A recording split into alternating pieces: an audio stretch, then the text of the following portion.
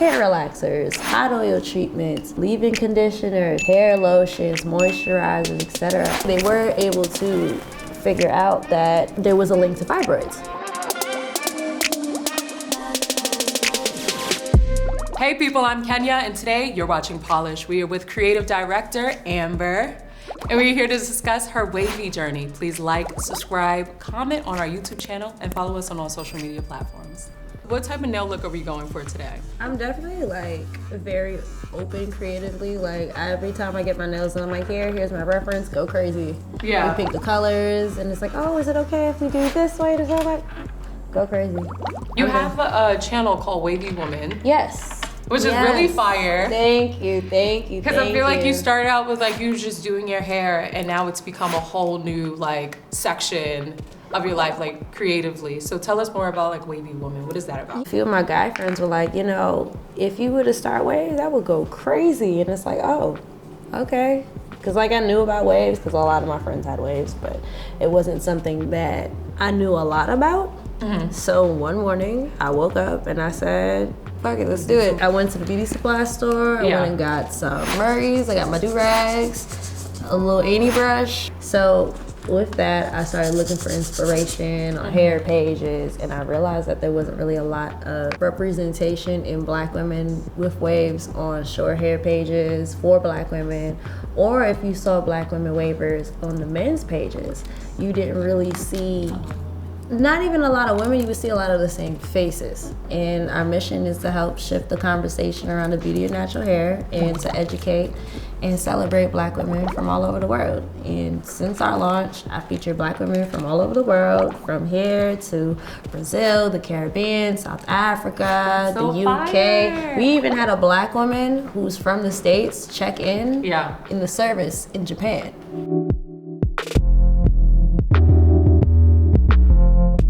I think you have breast cancer awareness. That was actually part of a series that I do called Detangled, which uncovers hair myths, rumors, and things going on in the Black hair industry. So last year, I kicked it off with detangling the links between hair relaxer and breast cancer. There were some studies that came out about a few years, I think it was one in particular in 2018, where they conducted a study testing different products that we use. So they didn't disclose the products' names, but it was like hair relaxers, hot oil treatments, leave-in conditioners, hair lotions, moisturizers, etc. And although they weren't able to find the link to cancer per se, they were able to figure out that there was a link to fibroids.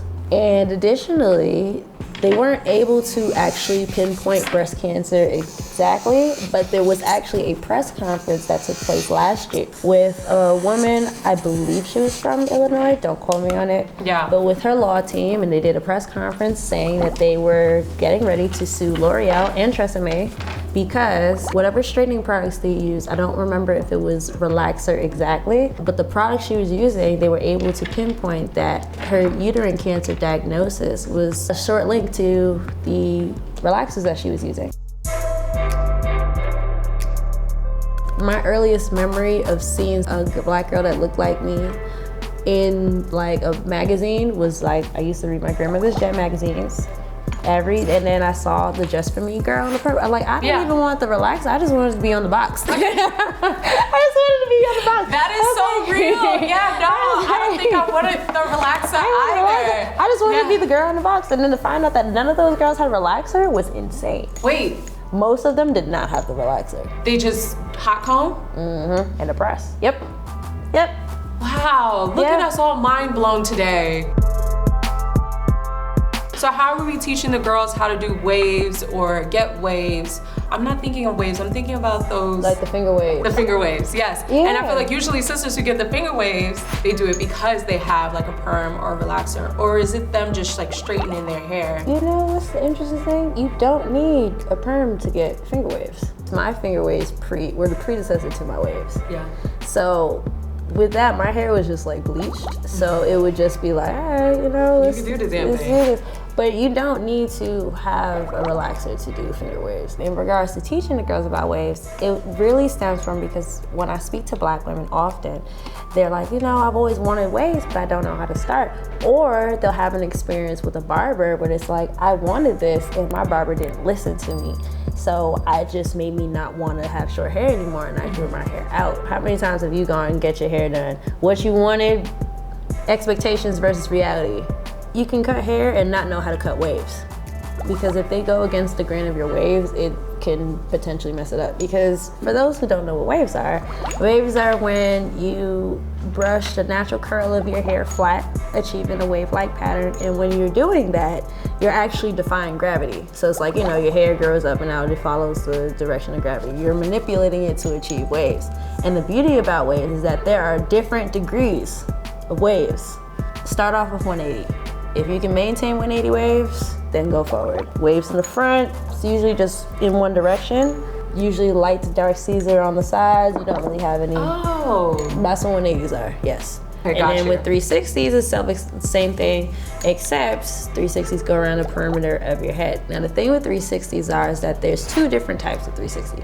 One is called the beehive, which is very explained, like, you know, small ring at the top, but the crown extends to the nape of the neck and the back, which is otherwise, in whatever terminology, is called the shoreline. You also have the crown of your head where your waves start, could be in the middle. Yeah. It could also be to the left or the right of the center, which is totally fine because it all depends on like origin. And the second form of 360 waves is called the, 360 swirl, where same precedent. It's a swirl. It's like the crown is like a swirl versus the beehive, but it still extends into the same kind of outcome. You have the 50s, 60s, which think of like the doo-wop era boy bands who had like the part in the middle and the one side and the other with the texture. Yeah, when they used to use a little texturizer, you don't need a texturizer for that. No. But they would use like the texturizer to kind of get the little slick down situation going on. Oh my God, that smells so good. The acrylic. It does. It does. And it's like, a little wavy. Right. No pun intended. If you are a waver, one does not simply have one brush as a waver. Yeah. You don't. You have, like, I have like five. Five different brushes. Yes, and we didn't even get to the rest of the degrees yet. Yeah, so after the 360, you have the 540s. And the 540s, think of a hurricane. Think of a hurricane's eye, think of the pattern. That's how it's a 540 swirl. And then, last but definitely not least, you have what's called the 720 waves. Okay. So, 720 waves are the hardest to maintain. And that is because not only are you defying gravity, but you are defying gravity sideways. Let me explain. So with 720s, what you're doing, you're taking the brush and you're brushing sideways around the head. I will show you a picture of what 720s look and like. And the hair still looks like it's going forward? No. It goes sideways. Around. Like a doobie? Yeah.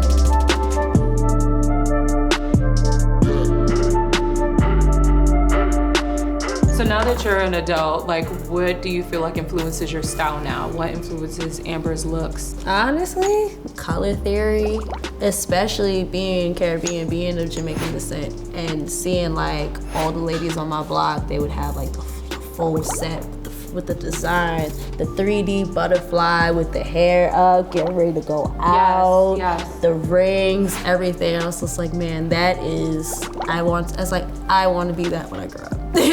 Like, Tennessee was like, I want to do this. So once I was able to get my nails on my own, my nails would be my way of expressing myself creatively when I couldn't outright do it. I was talking about this with my friend as far as like the effort it takes, the magic it takes to really wake up every day and be a bad bitch. Whether it's you're doing your eyelashes, you're doing your hair, you're doing your nails, you're doing your makeup. And then God forbid you start working out and then you got like a job.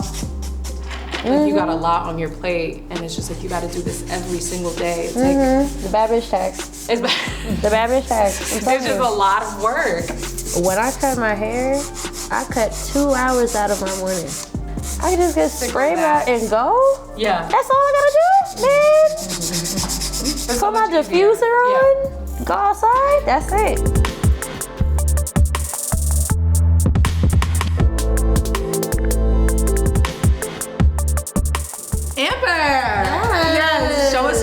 baby Hello, you get into it. Give It me is what you giving got. mocha, Starbucks, Yes. macchiato, little Yes. thing going on, little swirl action, little glitter, you know what I'm saying? Yes, give it to Love the it, glitter. little- Give us the glitter. Love a little glitter, love a little glitter. Listen, y'all, for more content like this, please subscribe and leave a comment below. Let us know what you think about this particular nail set. I'm Kenya, and you're watching Polished. Period.